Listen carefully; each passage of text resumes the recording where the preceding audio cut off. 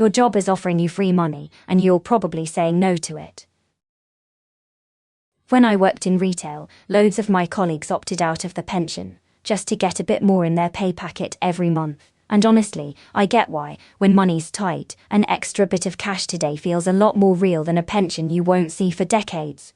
But here's what nobody actually sat us down and explained, not in induction, not anywhere. So let's actually break down what you're opting out of, because it's more than most people think.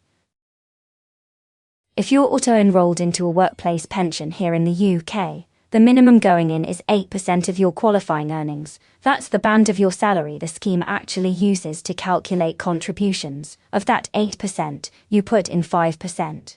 But here's the bit people miss: only around 4% of that actually comes out of your own take-home pay, because some of it is topped up automatically through tax relief, so you're not really paying 5% out of your pocket, you're paying closer to 4%. And the government quietly tops up the rest.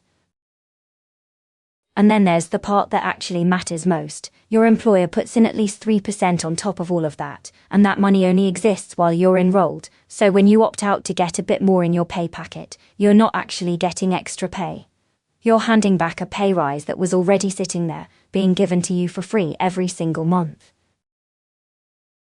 Let me give you a quick illustrative example. That employer 3% is worked out on your qualifying earnings, so on a £24,000 salary, that comes to roughly £530 a year, going straight into your pension pot.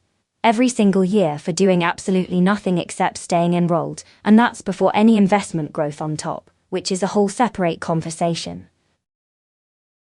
And here's something a lot of people don't know: many employers will actually match you if you pay in more yourself. Some schemes go from 3% all the way up to 6% if you increase your own contribution to match. Not every employer offers this though.